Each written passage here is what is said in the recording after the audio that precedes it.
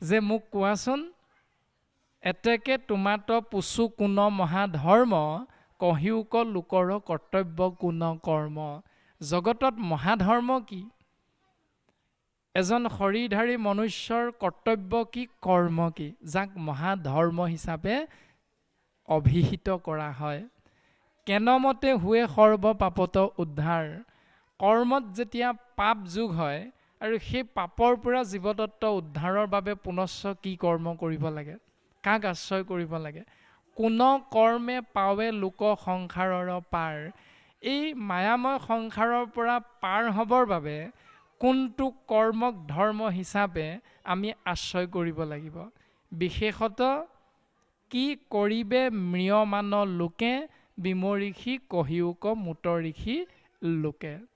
হে ঋষিসকল, হে গুৰুসকল, তোমালোকে মোক এই কথাটো কোৱা, বিশেষকৈ এজন ম্ৰিয়মান মনুষ্যই কাক চিন্তা কৰিলে, কি ভাবিলে, কি কৰ্মক আশ্ৰয় কৰিলে তেওঁ দুখৰ পৰা পৰিত্ৰাণ পাব পাৰে।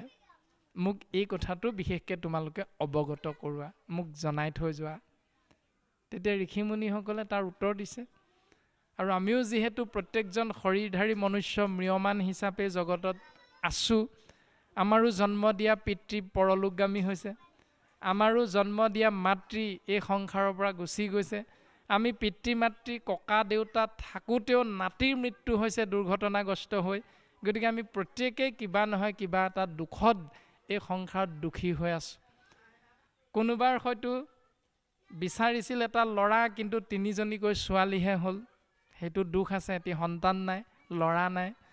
কাৰোবাৰ 3টামান ল'ৰা, কিন্তু যেনেকৈ তেওঁ খুৱাই পিন্ধাই পঢ়াই শুনাই ডাঙৰ মানুহ কৰিব পাৰে সেই শক্তিটো তেওঁ নাই। কিন্তু কোনোবাই 2 লাখ টকালৈকে দৰমহা পায় 1 মাহত, কিন্তু তেওঁ খৰচ কৰিবৰ বাবে এটিও সন্তান নাই। তো বিভিন্নজন আমি মনুষ্যই বিভিন্ন দুখত এনেকৈ এই সংসাৰত ম্ৰিয়মান হিচাপে আমি জীয়াই আছোঁ। গতিকে আমিও ৰজা পৰীক্ষিতে সোধা প্ৰশ্নটোৰ উত্তৰ যদি সুন্দৰভাৱে বুজি লৈ পালন কৰিবলৈ চেষ্টা কৰোঁ, তেতিয়াহ'লে নিশ্চিত ৰূপত ৰজা পৰীক্ষিতে যেনেকৈ ক্ষত্ৰিয় হৈও সসাগৰা পৃথিৱীৰ গৰাকী হৈও অভিশপ্ত হোৱা স্বত্তেও তেওঁ মায়াময় সংসাৰৰ মায়া ছেদ কৰি পৰম গতি লাভ কৰিব পাৰিছিল, তদনুৰূপ আমিও এই সংসাৰৰ পৰা সুন্দৰভাৱে গতি লাভ কৰিব পাৰিম। এই ধ্ৰুৱ সত্যটো চিনাকি কৰি দিবৰ বাবে গুৰুজন বস্তুৱে এই মুহূৰ্তত আগবাঢ়িছে।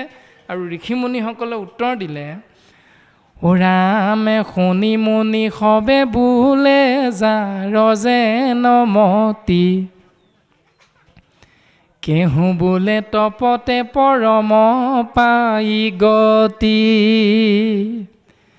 কেহু বোলে মহাসিদ্ধি সাধে যজ্ঞ দানে, কেহু বোলে পৰম মুকুতি তীৰ্থ স্নানে। এনেকৈ ঋষিমুনিসকলে বিভিন্নজনে বিভিন্নটা উত্তৰ প্ৰদান কৰিলে, কিন্তু এই উত্তৰবিলাক ৰজা পৰীক্ষিতৰ পচন্দ হ'ল নে নহ'ল তাৰ উত্তৰ ভাগৱতে আমাক দিছে যে সবে হন্তে কহে আপোনাৰ নানা মত। সকলো ঋষিমুনিৰ দ্বাৰা প্ৰকাশিত হোৱা উত্তৰ ৰজা পৰীক্ষিতে সুন্দৰভাৱে শ্ৰৱণ কৰিলে, কিন্তু শ্ৰৱণ কৰাৰ অন্তত তেওঁ মনটো শান্তি লাভ কৰিব নোৱাৰিলে। সবে হন্তে কহে আপোনাৰ নানা মত, এনেকৈ প্ৰত্যেকেই কোৱা সেই নানানটা উপায় হেন শুনি স্বস্থ নোহে ৰাজাৰ মনত। এই উত্তৰখিনি শুনি ৰাজাৰ মনটো কিন্তু আশ্বস্ত নহ'ল, সন্তোষ লাভ কৰিব নোৱাৰিলে। সেইকাৰণে ৰজাই পুনৰ চিন্তাত ডুব গ'ল। আৰু চিন্তাত ডুব গৈ থাকোঁতেই পুনৰ ব্যাসদেৱৰ পুত্ৰ শুকগুৰুৰ আগমন হ'ল। আৰু শুকগুৰুৰ আগমন হোৱাৰ লগে লগে ৰজা পৰীক্ষিতে শুকগুৰুৰ চৰণ কমলতো সেই একেভাগী প্ৰশ্নকে আগবঢ়াই দিছে যে হে গুৰুদেৱ, তোমাৰ উপস্থিতিত আজি আমি ধন্য হৈ গ'লোঁ, এৰামে দেৱৰো দুৰ্লভ তজু দৰ্শন অন্তকালে পাইলো আমি আন হেতু নাই কৃষ্ণৰে খে কৃপা কিনো ভৃত্য প্ৰিয় স্বামী। দেৱৰো দুৰ্লভ, দেৱতায়ো যাক বিচাৰিলে লাভ কৰিব নোৱাৰে, যাৰ দৰ্শন পাব নোৱাৰে, তেনেহেন দুৰ্লভ তজু দৰ্শন সেই শোকগুৰু তোমাৰ দৰ্শন গৃহতে থাকিয়া দেখিলো তজু চৰণ। এই বুলি সসাগৰা পৃথিৱীৰ গৰাকী হৈও অতিথি দেৱো ভৱ, অতিথিক ঈশ্বৰ জ্ঞান কৰা গুৰুজনাৰ সেই উপদেশটো সুন্দৰভাৱে পালন কৰিছে। ক্ষত্ৰিয় ৰজা হৈও অতিথিক ঈশ্বৰ জ্ঞান কৰিছে। ইমান সুন্দৰ দৰ্শন গুৰুজনাই আমাৰ বাবে এৰি থৈ গৈছে। তাৰ পাছত প্ৰকাশ কৰিছে আন হেতু নাই, হেতু মানে হ'ল কাৰণ। আপুনি যে আমাৰ গৃহত আহি উপস্থিত হ'ল, আমি আপোনাক নিমন্ত্ৰণ কৰা নাই, আমি আপোনাৰ কথা ভাবি থকা নাই, তৎসত্বেও আপুনি যে আমাৰ গৃহত আহি চৰণৰ ধূলা দিলে উপস্থিত হ'ল, তাৰ মূল কাৰণটো হ'ল ঈশ্বৰ পুৰুষৰ কৃপা আমাৰ শিৰত বৰিখন হ'ল। সেইকাৰণে ৰজা পৰীক্ষিতে ধন্যবাদটো ঈশ্বৰৰ চৰণত অৰ্পণ কৰিছে। হে প্ৰভু তোমাৰ কৃপা আমি দাসৰ প্ৰতি হৈছে, সেইকাৰণেহে তোমাৰ মহান ভক্ত শোকগুৰুৰ আগমন আমাৰ গৃহত হৈছে। এতিয়া এই যিটো উপদেশ গুৰুজনে প্ৰকাশ কৰিছে ৰজা পৰীক্ষিতৰ পদ্মমুখ হন্তে, এতিয়া সেই উপদেশটো আমি কলিৰ মলমতী মনুষ্য যি সমাজৰে নহওঁ, আমি কিমান পালন কৰিছোঁ এইটো চাব লাগে। এতিয়া সন্তানটোৱে মেট্ৰিক পৰীক্ষা দিব, তাৰ দুদিনমান আগত নামঘৰত গৈ আমি গুৱাপান আগবঢ়াওঁনে বাৰু পিতৃ মাতৃয়ে? নিশ্চয়। তাৰপিছত সন্তানে মেট্ৰিক পৰীক্ষা দিব, তাৰ দুদিনমানৰ আগত আমি পিতৃ মাতৃয়ে গাঁৱৰে প্ৰাথমিকৰে ৪-৫জন ভকতক মাতি আনি এক অধ্যায় ভাগৱত পাঠ কৰাই পায়স এমুঠি উলিয়াই ঔ হৰি ঔ ৰাম ধ্বনিৰে সেই পৰীক্ষাৰ্থী সন্তানটোক আশীষ প্ৰদান কৰা হয়। হয়নে বাৰু? নিশ্চিত ৰূপত এনেকুৱা শাস্ত্ৰসন্মত মাংগলিক কাৰ্যবিলাক আমি প্ৰত্যেক পিতৃ মাতৃয়ে যৎপৰোনাস্তি চেষ্টা কৰোঁ পালন কৰিবৰ বাবে। এতিয়া গণ্ডগোলটো ক'ত থাকিলে পিছে? যিদিনাই পৰীক্ষাৰ ফলাফল ওলালে সেইদিনা কোনোবাই ডিষ্টিংশ্যন, লেটাৰ মাৰ্ক, ষ্টাৰ মাৰ্কসহ উত্তীৰ্ণ হোৱাৰ লগে লগে যি সমাজৰে নহওক প্ৰত্যেক সমাজৰ বাপাইসকলে ধন্যবাদটো কাক দিওঁ? কাক দিওঁ ধন্যবাদটো? গঁৰালৰ আমলৰীয়া হাঁহটোক দিওঁনে? 5টামান ব্ৰইলাৰক ধন্যবাদটো দিওঁ, দিওঁনে? তাৰপাছত ছাগলী এটাক ধন্যবাদটো দি দিওঁ। তাৰমানে সেইদিনা ৰাতিলৈ খানা এটা হয়। কিন্তু ৰজা পৰীক্ষিতে ধন্যবাদটো কাক দিলে? ঈশ্বৰক জনাইছে, প্ৰভু তোমাৰ কৃপাতহে আমাৰ গৃহত তোমাৰ ভকতৰ আগমন হৈছে। আৰু ভকতসকলে যেবে কৰোঁ আশীৰ্বাদ, যেতিয়াই যেতিয়াই ভকতে আশীৰ্বাদ কৰে তেতিয়াই তেতিয়াই তেবেশে মিলয়সিতো কৃষ্ণৰ প্ৰসাদ, তেতিয়াই তেতিয়াই তেওঁ ঈশ্বৰৰ কৃপা লাভ হয়। গতিকে ভকতৰ আশীষত ঈশ্বৰৰ কৃপাধন্য হৈ পৰীক্ষা দিবলৈ ওলোৱা সন্তানটিয়ে সুখ্যাতিৰে উত্তীৰ্ণ হোৱাৰ দিনটোত কোন পিতৃ মাতৃয়ে আমি ঈশ্বৰক ধন্যবাদ দিবলৈ নামঘৰলৈ গ'লোঁ বাৰু? নগ'লোঁ। অন্ততঃ গুৰুগৃহত, নিজৰ গৃহত সৰুকৈ নিৰ্মাণ কৰি লোৱা মণিকূটতো সেইদিনা আমি বন্তি গছত তেলকণ ঢালিবলৈ পাহৰি যাওঁ, ইমানেই আনন্দ হৈ যায়। তাৰমানে আমি সেইকাৰণে গুৰুজনাই কৈছে মলমতী মনুষ্য, ধন্যবাদ দিব লাগে ঈশ্বৰক, আৰু আপুনি আমি ধন্যবাদটো দিওঁ 5টামান ব্ৰইলাৰক। গতিকে শাস্ত্ৰই কৈছে ভাগৱত ধৰ্ম এটা দৰ্শন, আৰু আপুনি আমি ভাগৱত পঢ়ি ভাগৱত শুনি শুনি পালন কৰিছোঁ তাৰ বিপৰীত এটা নিয়ম। এই দৰ্শনবিলাক যেতিয়া আমি গুৰুত দিম, দেৱত দিম, ভকতত দিম, নামত দিম বুলি কৈ কঠীয়া পাৰিম, এতিয়া আহাৰ মাহ আহি আছে লাহে লাহে, কঠীয়া প্ৰত্যেকেই পাৰিম, কিন্তু যিদিনাই নমুঠি খাম সেইদিনা কিন্তু পাতল নহয়, ডাঠ হয়। সেই ডাঠটো যে হ'ল সেইদিনা, সেইটোৱে হ'ল ভাগৱতৰ বিপৰীত নিয়মটো। গতিকে আমাক ভাগৱতে শিকোৱা ইমান সুন্দৰ আচাৰ ধৰ্ম, ভাগৱত ধৰ্ম পালন কৰিবলৈ আমি পিতৃ মাতৃ বা মনুষ্য হিচাপে আমি কিমানজনে আগবাঢ়িবলৈ চেষ্টা কৰোঁ শুদ্ধ ৰূপত, সেইটোৰ ওপৰতে নিৰ্ভৰ কৰিব আমাৰ মংগল কেনেকৈ হ'ব, কিমান হ'ব, এইখিনি নিৰ্ভৰ কৰিব তাৰ ওপৰতহে।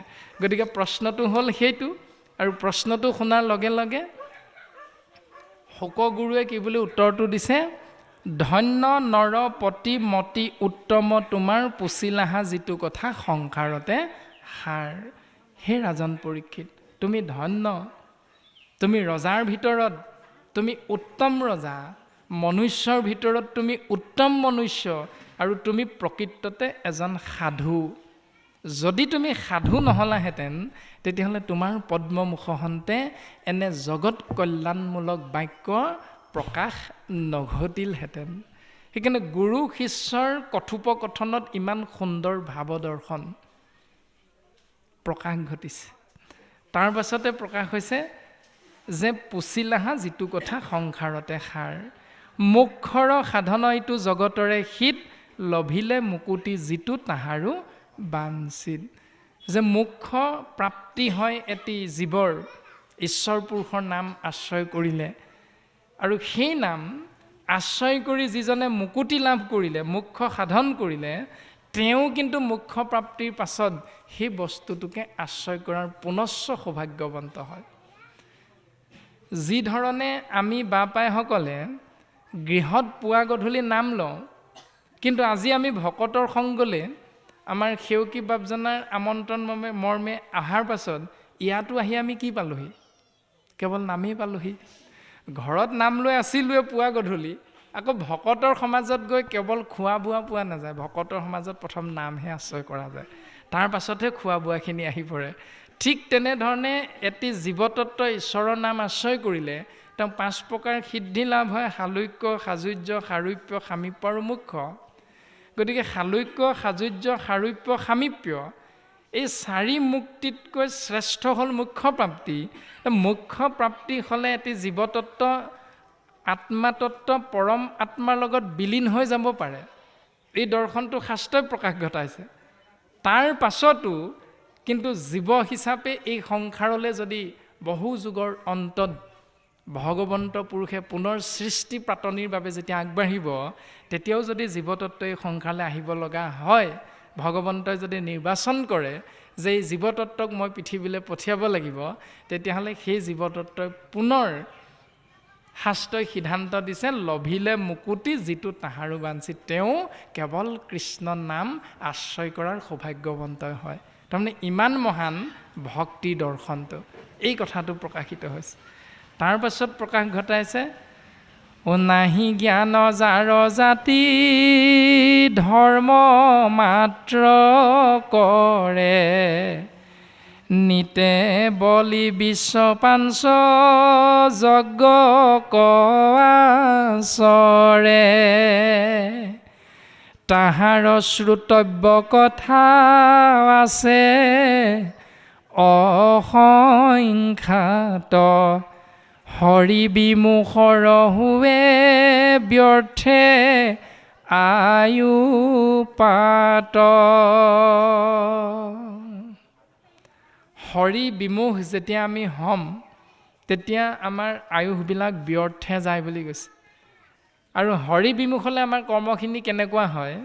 শাস্ত্ৰই দৰ্শন কৰাইছে, দিন ভৈলে ধন কুটুম্বৰ চিন্তা কৰৈ। যে ৰাতিপুৱা সূৰ্য উদয় হোৱাৰ লগে লগে চিন্তা এটাই, কেনেকৈ ল'ৰা ছোৱালীকেইটাক ভালকৈ সাজ খুৱাবলৈ পইচা, ধন টকা পইচা ঘটিব পাৰিম, এটকাটো কেনেকৈ 2 টকা কৰিব পাৰোঁ, কেনেকৈ ইষ্ট মিত্ৰ কুটুম্ব বংশ পৰিয়ালৰ মাজত ধন টকা পইচাৰ ভিতৰত ধনী হ'ব পাৰোঁ বাকীবিলাকতকৈ, এই চিন্তাটো ৰাতিপুৱা সূৰ্য উদয় হোৱাৰ লগে লগে আমাৰ মনলৈ আহি যায়। তাৰ পাছতে নিদ্ৰা স্ত্ৰী আলাপনে ৰাত্ৰিৰো আয়ু হৰৈ। আকৌ ৰাতি হোৱাৰ লগে লগে সহধৰ্মিনীৰ লগত কামনা বাসনা চৰিতাৰ্থ পূৰণ কৰিবলৈ গৈ কেনেকৈ পালে পালে সন্তান জন্ম দিব লাগে, এইটোতেই গোটেই ৰাতিটো আমি পঠিয়াই দিয়া যায়। গতিকে ঈশ্বৰ বিমুখ হৰি বিমুখ ব্যক্তিজনৰ দিনৰ ভাগত কৰ্ম হ'ল সেইটো আৰু ৰাতিৰ ভাগত কৰ্ম হ'ল সেইটো। আৰু সেইটোকে গুৰুজনাই কৈছে মিছা বিষয় অকমাত্ৰ কৰে অভিলাষ, এইটো নামেই হ'ল মিছা বিষয়। গতিকে মিছা বিষয়ক যিমানে যিমানে অভিলাষ কৰিম, ইচ্ছা কৰিম, আগ্ৰহান্বিত হ'ম, সঁচাটো হ'ল কৃষ্ণ নাম আৰু মিছাটো হ'ল ইতিমধ্যে পদে কোৱা কথাখিনি। গতিকে মিছাৰ প্ৰতি যিমানে যিমানে আগ্ৰহান্বিত হ'ম, সিহেতু নেদেশ হৈ নৰে আপোনাৰ নাশ।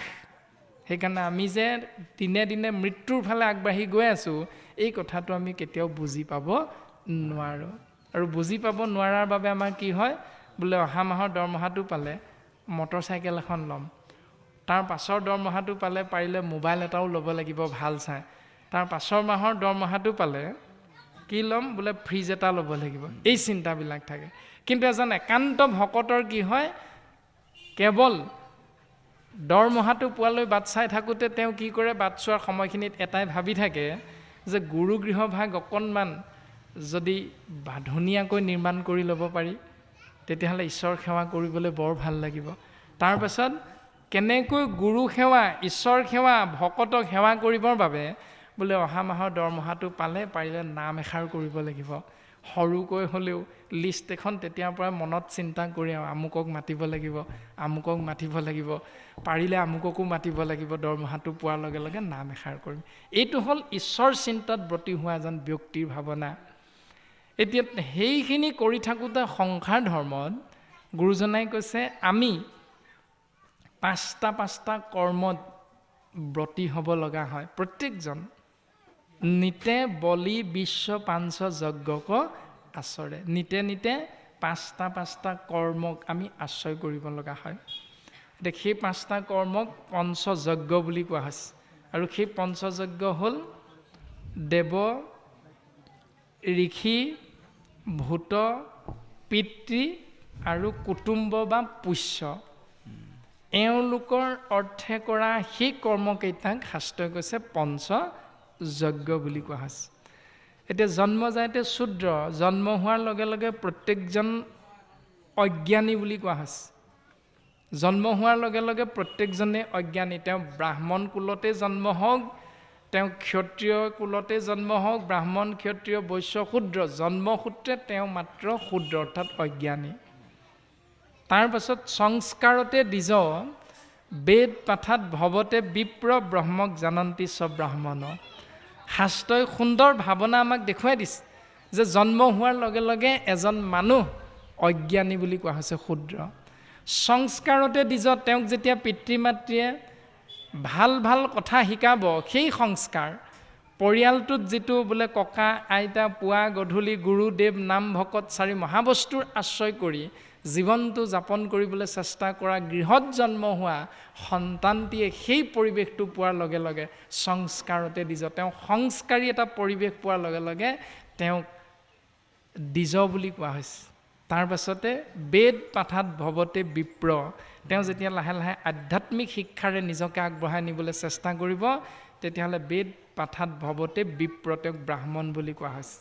তাৰপাছত যেতিয়া ব্ৰহ্মক জানন্তি অৰ্থাৎ ব্ৰহ্মৰ বিষয়ে যেতিয়া তেওঁ জানিবৰ বাবে সমস্ত ভূততে ব্যাপী আছো মই হৰি, সবাকো মানিবা বিষ্ণু বুদ্ধি সেন কৰি, যে সমস্ততে ভগৱন্ত আছে, এক পৰম ব্ৰহ্ম আছে, এই ভাৱনাটো যেতিয়া হৃদয়ত ৰাখি উৰণ বুৰণ গজন ভ্ৰমণ চাৰিওমুঠিৰ প্ৰতি একে ভাৱনাটো ৰাখিব। নিশ্চত সাধুত যাৰ দৃষ্টি এক জ্ঞান, যি সাধুৰ প্ৰতিও যিটো জ্ঞান হ'ব, চুৰজনৰ প্ৰতিও দাতাত চুৰত যেন দৃষ্টি এক তুল, দানীজনৰ প্ৰতিও যিটো ভাৱনা থাকিব, চুৰজনৰ প্ৰতিও একে ভাৱনাই ৰাখিব পৰা যিটো ব্ৰহ্ম জ্ঞান তেওঁ আয়ত্ত কৰিব, উপলব্ধি কৰিব, সেই ভাৱনাৰে যেতিয়া তেওঁ নিজৰ জীৱন আগবঢ়াই নিবলৈ চেষ্টা কৰিব তেতিয়াহ'লে শাস্ত্ৰই কৈছে তেওঁৱে হ'ল ব্ৰাহ্মণ। গতিকে বৰ্তমান পদত ক'লে নাহি জ্ঞান যিজনৰ এই জ্ঞানটো নাই, যাৰ যিজনৰ এই জ্ঞানটো নাই, জাতি ধৰ্ম মাত্ৰ কৰে যে মই ব্ৰাহ্মণ কুলত জন্ম হৈছোঁ গতিকে মই ব্ৰাহ্মণ, গতিকে ব্ৰাহ্মণৰ স্বধৰ্ম হ'ল বেদ অধ্যয়ন কৰা। মই ক্ষত্ৰিয় কুলত জন্ম হৈছোঁ গতিকে মোৰ স্বধৰ্ম হ'ল আশ্ৰিতক ৰক্ষা কৰা। মোৰ স্বধৰ্ম, মই শূদ্ৰ আৰু বৈশ্য কুলত জন্ম হৈছোঁ, গতিকে মোৰ স্বধৰ্ম হ'ল ব্যৱসায় বাণিজ্য কৰা আৰু খেতি বাতি কৰা। গতিকে প্ৰত্যেক ব্ৰাহ্মণ, ক্ষত্ৰিয়, বৈশ্য, শূদ্ৰ হিচাপে জন্মগত স্বধৰ্ম জীৱৰ এইকেইটা, যে বেদ অধ্যয়ন কৰা, আশ্ৰিতক ৰক্ষা কৰা, খেতি বাতি কৰা, ব্যৱসায় বাণিজ্য কৰা। গতিকে ব্ৰাহ্মণ, ক্ষত্ৰিয়, বৈশ্য, শূদ্ৰ এই চাৰিও জাতিত জন্মগ্ৰহণ কৰা এটি জীৱৰ স্বধৰ্ম এইকেইটা। এতিয়া এই কথাটো কোৱা হৈছে নাহি জ্ঞান যাৰ জ্ঞানটো নাই, জাতি ধৰ্ম মাত্ৰ কৰে। জাতিগতভাৱে তেওঁৰ স্বধৰ্মটোহে কেৱল পালন কৰিবলৈ চেষ্টা কৰে, আৰু সেইটো কৰিবলৈ গৈ তেওঁ কি কৰে, পাঁচটা কৰ্মক অগ্ৰাধিকাৰ দি পঞ্চযজ্ঞ হিচাপে সেইটো পালন কৰিবলৈ চেষ্টা কৰে। আৰু সেইকেইটা পালন কৰোঁতে খণ্ডনৰ বাবে কি হয়, এই ৰামে হোমে দেৱৰী ন খোজে তৰ্পণেৰি ক্ষীৰ বলিদানে ভূত শ্ৰাদ্ধ আদিয়ে পিতৃৰ। হোম যজ্ঞৰ দ্বাৰা দেৱৰ ঋণৰ পৰা মুক্ত হৈ থাকিব পাৰে এটি জীৱতত্বই। তাৰপাছত তৰ্পণ প্ৰক্ৰিয়াৰে ঋষি ঋণৰ পৰা, তাৰপাছত বলি আৰু দান, এই দুটা প্ৰক্ৰিয়াৰ দ্বাৰা ভূতৰ ঋণৰ পৰা এটি জীৱতত্ব মুক্ত হ'ব পাৰে। তাৰপাছত পিতৃ মাতৃ ঋণৰ পৰা মুক্ত হ'বৰ বাবে শ্ৰাদ্ধ আৰু পিণ্ড, এই দুটা কৰ্মক আশ্ৰয় কৰিব লাগে। তাৰপাছত সমভাৱে সুহৃদ জনৰ খোজে ঋণ, এহি ভাৱে ঋণী সদা ভকতি বিহীন। এনেকৈ জন্মগ্ৰহণ কৰা এটি জীৱতত্বই আমি ইকোলা সিকোলাকৈ বৰমা, বৰদেউতা, খুৰী, খুৰা, জেঠাই, জেঠু, এনেধৰণে সকলোৰে কোলাই পাচিয়ে আমি একলা দুকলাকৈ ডাঙৰ হৈছোঁ। গতিকে মেট্ৰিক পৰীক্ষা দিয়া সময়টোলৈকে আমি সৌজন্যতাৰ খাতিৰত আমি এটা কলম দি শুভেচ্ছা জনাওঁ, সেইখিনি মুহূৰ্তলৈকে। আৰু লগতে এজন ৰিক্সাৱালাই যেতিয়া আমাক নিৰ্দিষ্ট সময়ত বিদ্যালয়ত নি পোৱাই দিয়েগৈ সময়মতে, প্ৰত্যেক দিনাই ভাড়াটো লয়, আৰু সেই ব্যক্তিজনে তেওঁৰ বাহনখন লৈ নিৰ্দিষ্ট সময়ত বিদ্যালয়ৰ সেই গেটৰ সন্মুখত আমাৰ সন্তানটোক উপস্থিত কৰোৱায়। এইখিনিলৈকে যিমান ধাৰ আমাৰ থাকি যায় প্ৰত্যেকেই ইজনৰ সিজনৰ লগত, এইখিনি ধাৰৰ পৰা মুক্ত হ'বলৈ শাস্ত্ৰই কৈছে সমভাৱে, অৰ্থাৎ প্ৰত্যেকৰে প্ৰতি পিতৃদেৱো ভৱ, পিতৃক যেতিয়া আমি ঈশ্বৰ জ্ঞান কৰিম, গতিকে পিতৃৰ সমবয়সৰ গাঁওখনত যিমান আছে সিমানজনকে আমি পিতৃ হিচাপে মান্যতা প্ৰদান কৰি আমি সেৱাভাগ নিবেদন কৰিব লাগে সকলোকে। তাৰপাছত নিজৰ মাতৃসমৰ আইসকলক আমি সেই মাতৃদেৱো ভৱ শাস্ত্ৰসন্মতে সেই ধৰণে আমি সেৱা নিবেদন কৰিব লাগে। আইতা নিজৰ ঘৰত আছে, ককা নিজৰ ঘৰত আছে, গতিকে ককাক যিধৰণে আমি সেৱা কৰোঁ, গাঁওখনত ককাৰ বয়সৰ যিমান আছে, অঞ্চলটোত যিমান আছে, বাটে পথে লগ পালেও আমি তেওঁলোকক সেই ভাৱনাৰে সেৱাভাগ আগবঢ়াব লাগে। গতিকে সমভাৱে মৰম স্নেহ ভাতৃত্ববোধৰ মাজেৰে আমি সুহৃদসকলৰ পুষ্য ঋণৰ পৰা আমি স্বাভাৱিকতে মুক্ত হৈ থাকিব পাৰোঁ। কিন্তু শাস্ত্ৰই কৈছে এনেকৈ এহি ভাৱে ঋণী সদা ভকতি বিহীন। কিন্তু এনেকৈ পাঁচটা ধাৰৰ পৰা মুক্ত হৈ থাকিবলৈ পাঁচটা কৰ্মক যজ্ঞ হিচাপে সেই জীৱ তোমালোকে পালন কৰিলেও এটা কথা সদায় মনত ৰাখিবা, যদি তোমালোক প্ৰকৃততে ভকতিবিহীন তেতিয়াহ'লে তোমালোকে পাঁচটা কৰ্ম কৰা নকৰা একেটাই কথা। কৰিলেও একো লাভ নাই, নকৰিলেও একো লোকচান নাই। তো কৰা নকৰাটো তোমালোকৰ নিজৰ নিজৰ চিন্তা। গতিকে এইকেইটাতকৈ শ্ৰেষ্ঠ হ'ল ও কায় বাক্য মন কৰি নিশ্চয়ে যিজন মুকুন্দৰ চৰণত পখিল শৰণ। কায় বাক্য মনৰ দ্বাৰা মুকুন্দৰ চৰণত যিজনে আমি শৰণে পখিম। মুকুন্দ, মু মানে মুক্তি, কুণ্ড মানে গাঁত। ভগৱন্ত কৃষ্ণৰ অনন্ত কোটি নামৰ এক নাম হ'ল মুকুন্দ। কায়ৰ দ্বাৰা, বাক্যৰ দ্বাৰা, মনৰ দ্বাৰা আমি 9টা ধৰ্ম পালন কৰি যেতিয়া মুকুন্দৰ চৰণত আমি শৰণাপন্ন হ'ম, তেতিয়াই তাৰ ঋণ সোজা হবে গৈল সমস্তৰ, নকৰিও ঋণী আৰু নুহি সিটো নৰ।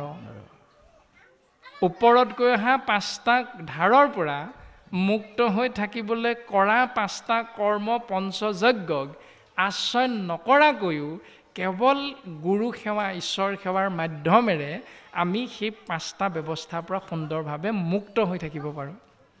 এই ব্যৱস্থাটো গুৰুজনে আমাক সুন্দৰভাৱে বুজাই দিছে। এতিয়া কোনটো পালন কৰিম সেইটো নিৰ্ভৰ কৰিব আপোনাৰ মোৰ নিজৰ চিন্তাৰ ওপৰত। এই কথাটো গুৰুজনে বৰ্তমান পদবন্ধে প্ৰকাশ কৰিছে। আৰু শুক গুৰুৱে পৰীক্ষিতক উপদেশ দিলে, এৰামে হেন জানি যাৰ ইচ্ছা মুখ সৰ্বথা, পৰীক্ষিত তেবে শুনিও কৃষ্ণ কথা। হে ৰাজন পৰীক্ষিত, হেন জানি এই কথাটো জানি লৈ যিজনৰ ইচ্ছা আছে মোক্ষ প্ৰাপ্তি, তেনে তেওঁ কৰ্ম এটাই, সেইটো হ'ল তেতিয়াই শুনিও কৃষ্ণ কথা। তেওঁ শুনিব লাগিব কেৱল কৃষ্ণ কথা। এইটোৱে উপদেশ দিলে আমাক। এই উপদেশটো এতিয়া পালন কৰিছোঁ। আজি আমি সেউকী বাপজনাৰ আমন্ত্ৰণ ক্ৰমে আহিলোঁ, শুনিলোঁ, কিন্তু শুনাৰ পাছত কালিলৈ পৰা আমি যদি আকৌ একেখিনি কামকে কৰি থাকোঁ, তেতিয়াহ'লে শুনাৰ পৰা বিশেষ লাভ নহয়। শুনাৰ পৰা আমাৰ লাভ তেতিয়াহে হ'ব, কালিলৈ পৰা আমি শাস্ত্ৰই কোৱা নিয়মটো পালন কৰিব লাগিব। আমাৰ সমাজভাগী যিয়ে নহওক, শ্ৰীমন্ত শংকৰদেৱ সংঘও হ'ব পাৰে, বামুণীয়া পন্থও হ'ব পাৰে, তাৰপাছত ভাগৱতী সমাজো হ'ব পাৰে, নাম ধৰ্মও হ'ব পাৰে, কোনো কথা নাই। আমাৰ সমাজৰ নাম যিয়ে নহওক, কিন্তু কৰ্মটো শাস্ত্ৰৰ লগত এক হ'ব লাগিব। তেতিয়াহে আমাৰ জীৱৰ মুকুতি বুলি শাস্ত্ৰই সিদ্ধান্ত দিছে। গতিকে আমি যি সমাজৰে নহওঁ, আজি শুনা কথাখিনি অন্তত কালিলৈ পৰা আমি পালন কৰা এটা দুৰ্বাৰ হেঁপাহ স্পৃহা আমি মনৰ মাজত ৰাখিব লাগিব। আৰু ৰাখি লৈ সেই পথেৰে যদি আগবাঢ়োঁ, তেতিয়াহ'লে নিশ্চিত ৰূপত সেই জীৱতত্বই ঈশ্বৰ পুৰুষৰ পূৰ্ণ কৃপাৰ পাত্ৰ হৈ পৰম গতি লাভ কৰিব পাৰিব। কাৰণ নাৰায়ণ স্মৰণেহে পৰম মংগল, এহি মানে জীৱনৰ জন্মৰ সামফল, অন্তকালে হৰিস্মৰে যিটো ভাগ্যৱন্ত, তাহাৰ মহিমা কহি কোনে পাৱে অন্ত। কাৰণ নাৰায়ণৰ নামেই হ'ল জীৱৰ পৰম মংগল সাধনকাৰী বস্তু। আৰু ইয়াক আশ্ৰয় কৰিলে জীৱৰ জন্মৰ সফলতাটো হয়। আশ্ৰয় নকৰা জীৱনটোৱে হ'ল বিফল জীৱন। অন্তকালে হৰিস্মৰে যিটো ভাগ্যৱন্ত, তাহাৰ মহিমা কহি কোনে পাৱে অন্ত। মৃত্যুৰ প্ৰাক্ষণত যদি আমি কৃষ্ণ নামটো আশ্ৰয় কৰি যাব পাৰোঁ, তেতিয়াহ'লে তেওঁতকৈ ভাগ্যৱন্ত দ্বিতীয়জন এই সংসাৰত নাই। এতিয়া এইটো উজু কৰি দিলে গুৰুজনে আমাক। বোলে মৰিবৰ সময়তহে কৃষ্ণ বুলি ক'বলৈ কৈছে, গতিকে মই মৰিবৰ সময়ত কৃষ্ণ বুলি কৈ দিম। এতিয়ানো আকৌ কেলৈ কৃষ্ণ বুলি ক'ব লাগে? সদায় সদায় নক'লেও হয়। আমি এইকাৰণেই সদায় সদায় প্ৰত্যেক মুহূৰ্ততে কৃষ্ণ নামটো আশ্ৰয় কৰোঁ, কাৰণ কোন মুহূৰ্তত আপোনাৰ মোৰ মৃত্যু হ'ব এইটো আমি কোনেও নাজানো। এতিয়া ইমান ভোকত আছোঁ, অকণমান পাছতে আমাক সেউকী বাপজনাই ক'ব বোলে বাপসকল সিদ্ধ ল'ব হ'ল, গতিকে আহক। আমি তললৈ নামি গৈ সিদ্ধ ব্যৱস্থা গ্ৰহণ কৰা স্থানত উপস্থিত হৈ আসনত বহি যেতিয়া আমি সিদ্ধ গ্ৰহণ কৰিম, সেই সিদ্ধ প্ৰথম গৰা ভিতৰলৈ নিওঁতে হয়তো আপোনাৰ মোৰ ডিঙিত লাগি মৃত্যু হৈ যাব পাৰে। কিন্তু এতিয়া আমি কোনোবাই জানো নি যে সেই অলপ আধা ঘণ্টাৰ পাছত গ্ৰহণ কৰিবলৈ লোৱা সেই সিদ্ধমুঠিৰ প্ৰথম গৰাটোৱে আপোনাৰ মোৰ বাবে মৃত্যুৰ কাৰণ হৈ ৰৈ আছে? আমিতো কোনেও নাজানো। ভাবিছোঁনে কোনোবাই? এবাৰো নাই ভবা। আকৌ সেই সিদ্ধমুঠি আনন্দ মনেৰে গ্ৰহণ কৰাৰ পিছত বোলে বৰ ভাল লাগিল হেৰা বাপ, আজি বাপজনে কিন্তু বৰ সুন্দৰ ৰন্ধন কৰিছে। এই বুলি কৈ উঠি যেতিয়া চুনে চাদাই লগ লগাই তামোলখন মুখত ভৰাম, সেই তামোলখন ভৰাওঁতে এজন বাপে কিবা এষাৰ কৈ দিলে বোলে শইকীয়া বাপ ভালনে? উত্তৰটো দিবলৈ যাওঁতে হঠাৎ চৰচৰণি খাই আপোনাৰ মোৰ মৃত্যু হৈ গ'ল। তত্ত্ব দৰ্শন কৰাইছে গুৰুজনাই। ফলমূল জলপুষ্প ফলমূল খাদ্য দ্ৰব্য যত অন্ন আদি কৰি হবে অৰ্পিব কৃষ্ণত, তেবে গৃহ ধৰ্মে হিংসা দুখে নপাৱয়, কৃষ্ণে একনিষ্ঠ হৈয়া মুকুতি সাধয়।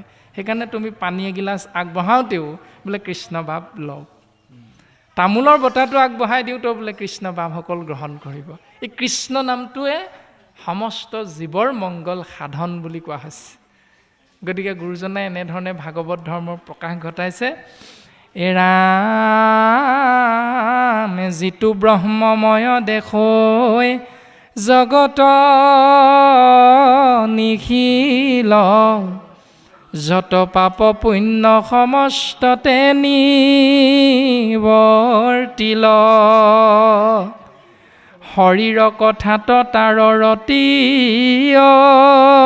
বিশ্ৰাম, সদায় মুখত নেৰৈ ৰাম কৃষ্ণ নাম। এতিয়া আমি কৰা কৰ্মত দুটা বস্তু যোগ হৈ থাকে। ভাল যদি কৰ্মটো কৰোঁ, তাৰমানে সমাজৰ দৃষ্টিত যেতিয়া আমি ভাল বুলি চিনাকিটো হৈ যাব, তেতিয়া আমাৰ কৰ্মত এটা বস্তু যোগ হয়, সেইটো হ'ল পুণ্য। আমি পুণ্যৰ গৰাকী হৈ যাওঁ। আৰু যেতিয়া আমাৰ কৰ্মত আমাৰ চিনাকিটো হৈ এইটো কোনে মাতে, এইটোক দেখিলেই খং উঠে, এই বুলি যেতিয়া আমাৰ ভাৱনাটো আহি যায়, তাৰমানে আমাৰ কৰ্মখিনি ভুল হৈছে কোনোবা এখিনিত। গতিকে ভুল বা বেয়া কৰ্মৰ বাবে আপুনি মই এটাৰ গৰাকী হওঁ, সেইটো হ'ল পাপ। বেয়া কৰ্মত পাপৰ গৰাকী, ভাল কৰ্মত পুণ্যৰ গৰাকী। কিন্তু গুৰুজনাই কৈছে যিটো ব্ৰহ্মময় দেখৈ জগত নিখিল, এই ব্ৰহ্মাণ্ডত চেদ জণ্ড উদ্ভিদ জৰায়ুজ চাৰি মুঠি চাৰিটা ভাগত বিভক্ত হৈ থকা জীৱৰ প্ৰতি যেতিয়া সমান ভাৱনাটো থাকিব, তেতিয়াই জীৱই পাপ আৰু পুণ্য শূন্য হৈ যায়। পাপ পুণ্য যত পাপ পুণ্য সমস্ততে নিৱৰ্তিল। বৰ্তিল মানে যোগ হয়, নিৱৰ্তিল মানে নাইকিয়া হৈ যায়। তেওঁ পাপো শূন্য হৈ যায়, তেওঁ পুণ্যও শূন্য হৈ যায়।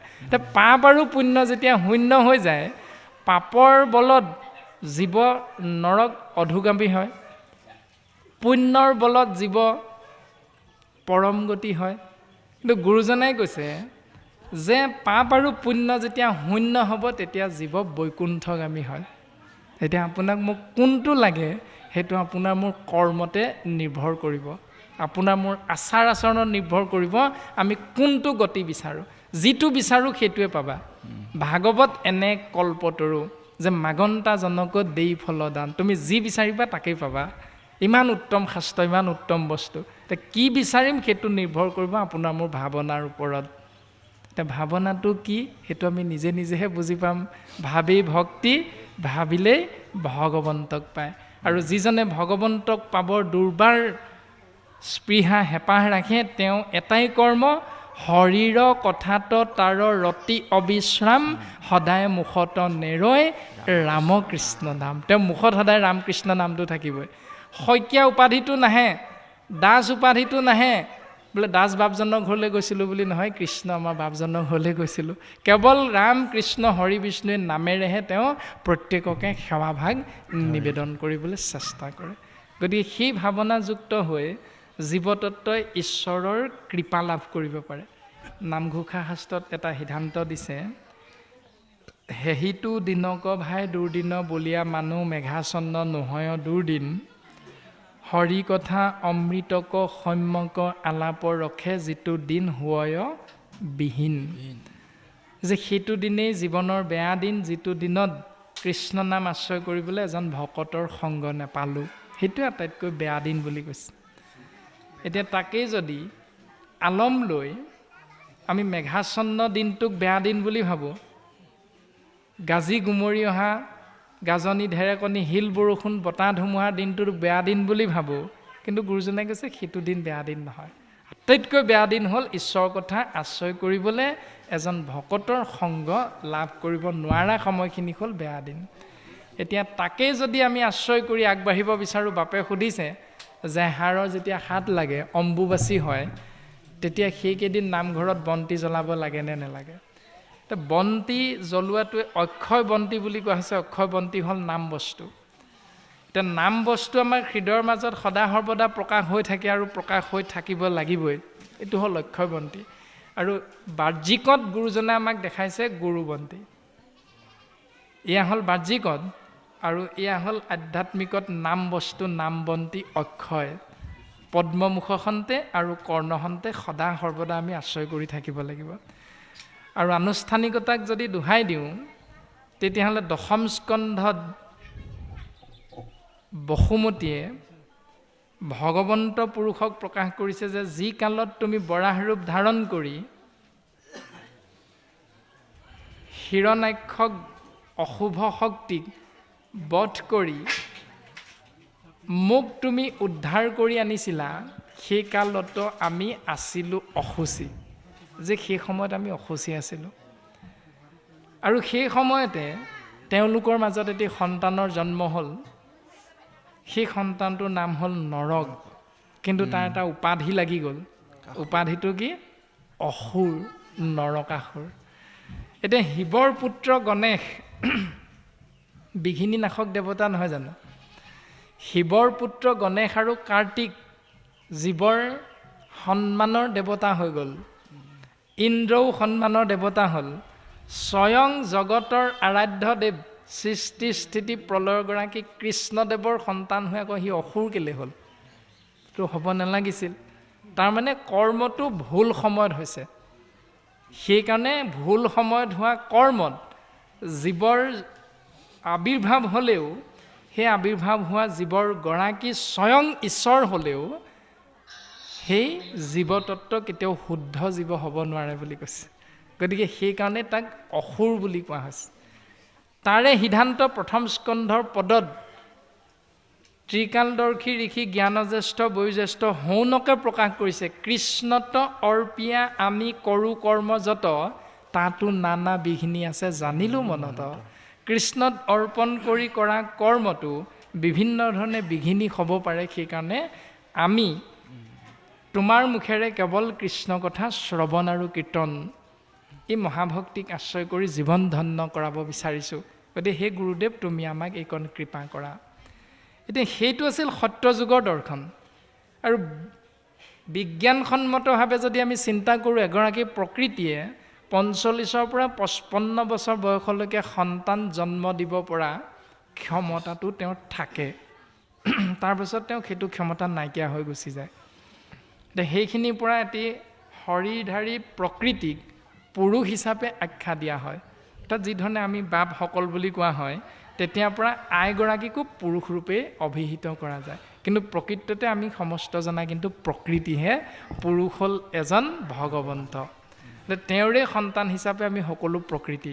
এতিয়া কথা হ'ল, আহাৰৰ হাতত বন্তি জ্বলাব লাগে নে নালাগে সেইটো নিৰ্ভৰ কৰিব আপোনাৰ মোৰ কৰ্মৰাজিৰ ওপৰতহে। আহাৰৰ হাত লগা দৰ্শনটো হ'ল, নীলাচল পাহাৰত কামাখ্যা মন্দিৰ আছে। মা কামাখ্যা সতী হিচাপে যেতিয়া দেহ ত্যাগ কৰিছিল শিৱৰ পত্নী হিচাপে দক্ষ যজ্ঞত, তেতিয়া সতী হিচাপে অৱস্থান কৰোঁতে তেওঁৰ যি যোনি অংশ, সেই যোনি অংশ ভগৱন্ত পুৰুষৰ চক্ৰে কাটি দিওঁতে অসম মুলুকৰ সেই নীলাচল পাহাৰত পৰি গৈছে। আৰু তেৰাৰে ভক্তসকলে সেই যোনি অংশকে মা কামাখ্যা হিচাপে আৰাধনা কৰিছে। গতিকে তাত অম্বুবাচী মেলাটো হৈ থাকে। সেইটো সেইসকল ভক্তৰ নিয়ম। তেওঁলোকে সেই ৩ দিনৰ বাবে বা ৭ দিনৰ বাবে কামাখ্যা মন্দিৰৰ দুৱাৰ বন্ধ কৰি ৰাখে, তাত যোনি পূজা হয়। সেই নিয়মটো তেওঁলোকৰ বাবে, সেইটো আমাৰ ক'ব লগা একো নাই। তাত কিয় তেওঁলোকে এইটো কৰিব আমাৰ ক'ব লগা একো নাই। কিন্তু আমি যেতিয়া নামঘৰত বাংময় মূৰ্তি গুণমালা বস্তু ৰাখিছোঁ, গুণমালা কৃপালু জগতগুৰু শ্ৰীমন্ত শংকৰদেৱ গুৰুজনে আমাক দিছে। গতিকে আমি ভাগৱত ধৰ্ম আশ্ৰয় কৰোঁতে যিটো ব্যৱস্থা আমাক শিকাইছে, সেইটো ব্যৱস্থাত কোনো হাতৰ চোৱা বুলি কথা নাই সেইটো ব্যৱস্থাত কেৱল ঈশ্বৰৰ নাম আশ্ৰয় কৰা বন্তি গছ প্ৰত্যেক দিনাই তুমি জ্বলাই ৰাখিব পাৰা সেইকাৰণে মিতাহাৰ কৰ্মত 11 দিনলৈকে যেতিয়া এখন গৃহস্থী চোৱা হৈ থাকে বংশ পৰিয়াল তেতিয়াও প্ৰাথমিকৰ সম্পাদকে বা সভাপতি আহি তেওঁৰ গৃহত সুন্দৰভাৱে বন্তি গছ জ্বলাই থৈ যাব পাৰে সেই দিনটোতো জ্বলাব পাৰে কোনো কথা নাই মাত্ৰ গিৰিহতজনে সেউকীসকলে সেই নিয়মটো পালন নকৰে কাৰণ তেওঁলোকৰ আত্মীয়ৰ এজন বিয়োগ হৈছে কিন্তু প্ৰাথমিকৰ এজন বাপক যদি দায়িত্ব দিয়া যায় বোলে বাপ এই 11 দিনলৈকে গুৰু বন্তি ভাগ যদি নজ্বলে কেনেকুৱা লাগিব গতিকে সেই ব্যৱস্থাটো প্ৰাথমিকৰ সম্পাদক বা কোনো